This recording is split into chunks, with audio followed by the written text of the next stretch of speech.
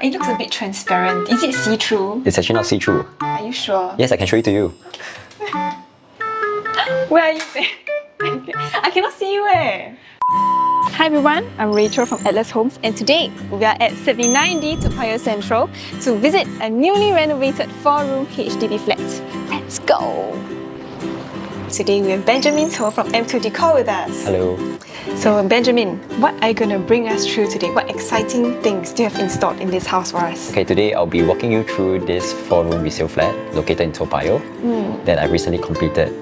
So in this house itself, what we did primarily was to actually reconfigure the entire space and to make the whole space look visually uncluttered, and also we created different visual interests at different parts of the house. So I think most importantly, with this kind of older layouts, you try to maximize the space and try to create a proper flow from one area to the other area. I think this is very important, especially if you plan a space based on your lifestyle and your preferences.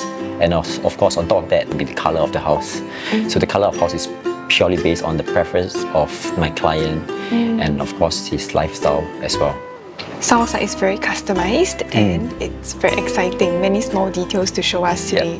Let's begin, shall we? Okay, let's go. This space just feels so calming and peaceful. It's because of the ceiling, the floor finishes, as well as all the little details as you enter the space. That's why you feel a little bit more different. I think most importantly is also the lightings as well.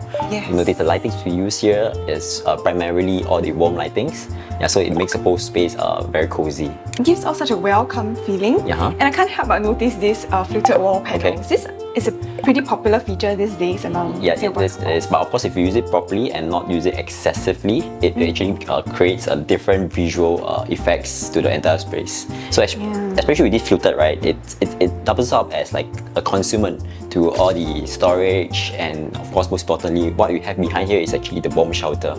What? So there's functionality to this as well? Correct. Yes. This shoe wearing area is so cute. I haven't seen it in other houses. Okay, yeah, so this area is primarily designed to be the shoe porch and landing area. So this area here, like you mentioned, it's actually what I call the settee. So this is where my client can actually sit down and put on their shoes and take off their shoes when they come back home or go out respectively. And yeah, and also in terms of aesthetics, this settee itself actually breaks away from the monotony of the entire feature wall you see over here. Wow. Oh, I can't help but notice this curved tiles as well. Is this a purposeful design? Yes, it was intentional because I think the whole idea of doing this whole space is so that I create a little foyer area. So as your clients come back home, they take off their shoe and where they're going to have their shoes in. And then of course with tiles itself, it makes the whole place easier to mop, easier to maintain. And also most importantly is to create some visual interest to the entire space. So with tiles and then transitioning to the vinyl, we actually create a smoother transition from the foyer into the main living space as well as the dry kitchen itself.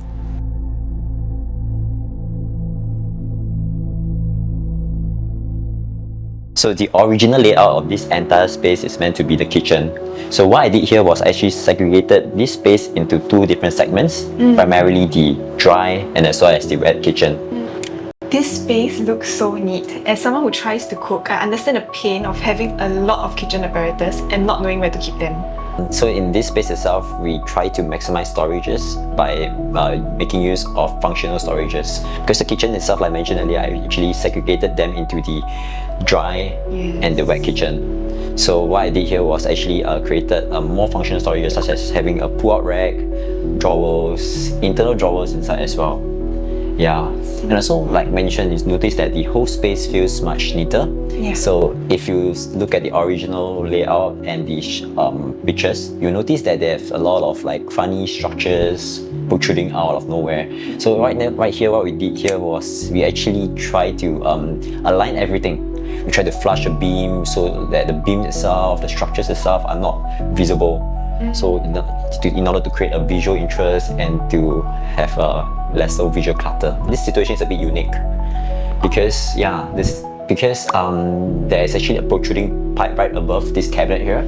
I actually incorporated a double tier top hung cabinet. So as on normal basis, you see that the top one cabinet is only just one portion, right, without the top part. The whole idea of having this top part is so that we can flush the protruding pipes in the cabinet. I see. So inside are actually hidden the pipes. And most importantly, above here is also additional storage for things that the owner don't want to use on a regular basis. And most importantly, it is actually deeper as you compare to the usual cabinet. Instead of having just one part of the cabinet protruding, we have it consistent throughout the entire kitchen. So visually wise, it looks more cleaner. So having a boxy space for the kitchen and a double-tiered top hung cabinet can help to keep things look neat. Also, my client actually cook quite a bit, right? So of course, as you cook a lot, you have all the oils, the smell and stuff will start to flow into the living space itself. And I think most importantly, if you have aircon in the living space, with such a big space, the aircon will actually not be as efficient. That's a big issue. Correct. So what I did here was actually created sliding door between the dry kitchen as well as the wet kitchen, and it's for a proper segregation as well. So, and the sliding door actually hidden right behind this cabinet. Yes. Wow, it's hidden so well. So, yes, correct. So like mentioned to you, to make sure that there's no visual clutter, everything feels clean line and feels flush throughout. Yes, this is where we actually keep the sliding door so it don't look so awkward out of nowhere. Yeah, correct. Yeah. It's like a hidden treasure. Correct. Yeah, correct.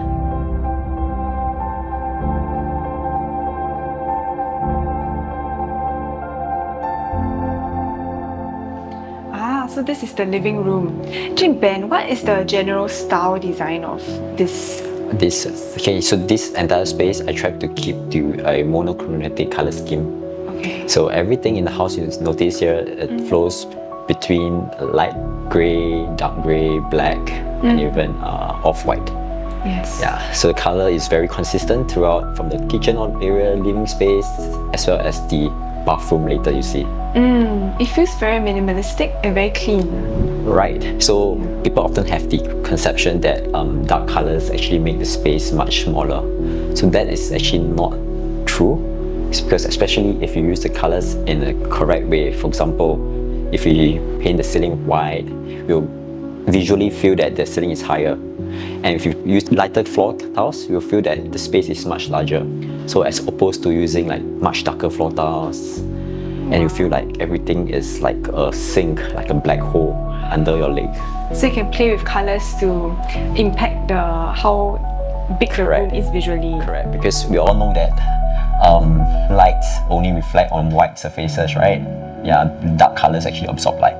Yes. Correct, so that is one primary thing we need to know in terms of colors.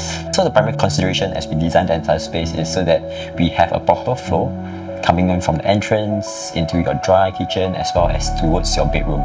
And you notice like there's no restriction, right? So as you enter the house, you can just walk straight to your bedroom without passing through the area where the TV and sofa is. And also for my client, right? He hosts quite a bit and he has a huge group of family and friends. So I think most importantly is the furnitures in the house are modular.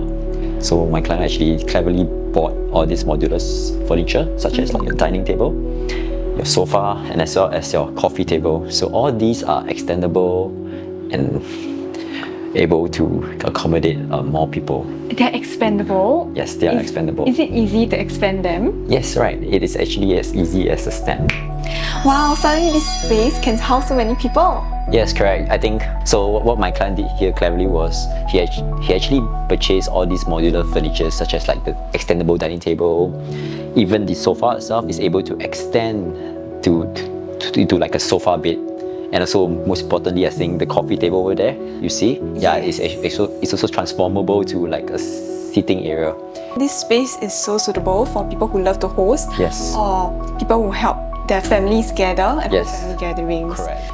Because especially if you host a lot of people, this is like where you can actually gather and you can entertain, talk, create wonderful relationships and bonds together with your guests. So you're saying that the table expanded, the sofa expanded, correct, and even the coffee table expanded. Yeah, correct.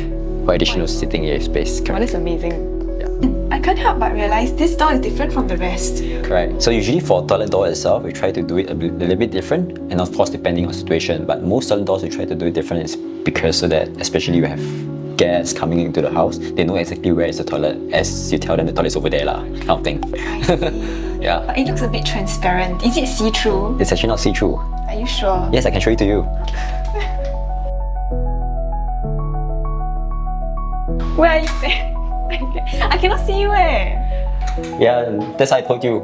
That's This glass is actually meant to be designed in such a fluted way so that the light itself will be able to penetrate directly into the corridor. I see. What type of door is this called? What type of glass? We call it fluted or reeded glass door. Fluted or reeded? Yes, correct. And this glass itself is a bit different. Like, of course, glass itself, you can always color them with different colors. For this particular door, we do it greyish so that it synchronizes with the rest of the house. Oh, that's a nice element.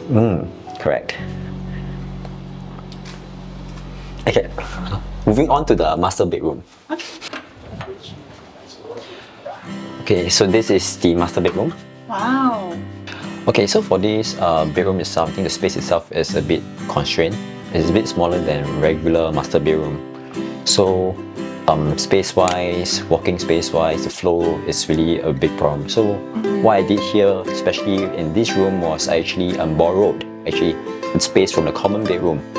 So I actually shifted walls. Originally it was over here, and I shifted wall inwards to create a little ledge. And this ledge usually I try to propose to my clients. The main reason is so that you can put your other barang stuff, you can put your air purifier, dehumidifier, and also most importantly you have a little vanity area. So imagine we have the wall right on the original position. You notice that you actually impede the walkway, especially you're trying to maneuver yourself to the other side of the bed.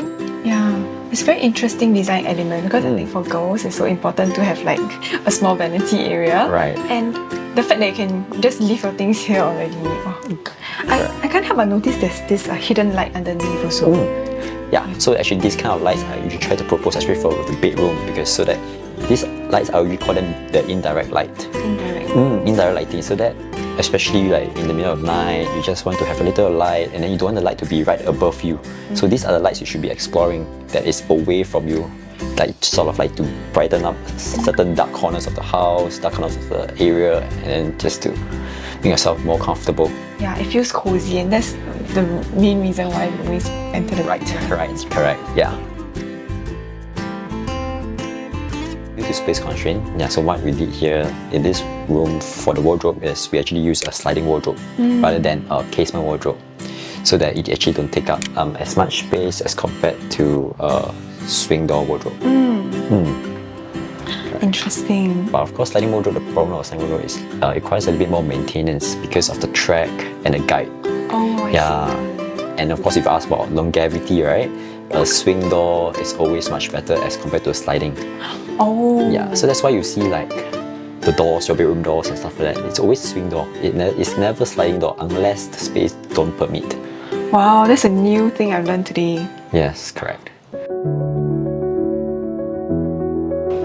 Wow, this toilet feels very spacious. Yeah, right. Because I think primarily in this toilet we use much lighter colored tiles, and also very importantly is we use you notice right, we use larger format tiles, so it looks much bigger and wider. I think another thing you notice is also for this door itself, I try to flush the door to the outside of the wall rather than the traditional way of doing a door on the inside of the wall. So that I think most importantly is as you swing the door open, you wouldn't take the space as much as having the door flush on the inside. I think the another consideration of having a swing door rather than your sliding door, your bifold, your slide and swing door is because I think number one is the aesthetics, and also number two is the sturdiness, and number three is the maintainability. Right, because for example, this case itself, if you use sliding door, I think we'll be obstructing the switches on both ends of the walls, like such as the toilet switch as well as the bedroom switches. Yeah, and of course, if you use a slide and fold door, of course, aesthetically it will look the best, and in terms of the sturdiness, it also differs quite a lot. Yeah, so it's really aesthetic and functional. Correct. I think another reason why we actually use this door and flush on the outside is so that you notice, right, if the door flushes on the outside of the wall, this door itself won't be able to swing more than 90 degrees. When you actually do that, this door wouldn't hit the glass panel on the shower area. So make sure that everything is working well inside without anything obstructing each other. Correct. Okay, so I have something very interesting to show you here. Okay, notice this door handle looks very harmless, right? So in the event you actually lock yourself outside and you have no idea where you should place your keys. It could be inside the room or somewhere around the house. So don't worry, this door handle itself, right? You notice there's this hidden compartment where you actually house this spare key. And this spare key allows you to unlock yourself from the outside. What is that? So right. That's interesting. Correct. Yeah. So this is the special feature of this door handle. So you don't have to, worry about keeping your keys and worry about having your key elsewhere. Wow, that's so cool.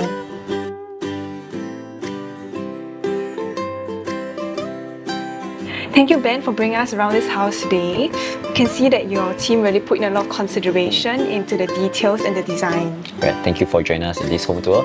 We hope you enjoy this walkthrough throughout the entire house. Definitely. And we hope that you actually learned something from here and actually benefited from this walkthrough. And we hope to see you in our next home tour. Definitely, I've learned so much. So a shout out to Ben. Like what you've seen today, feel free to view his profile down below. And if you like what you have seen so far, follow us as well. See you!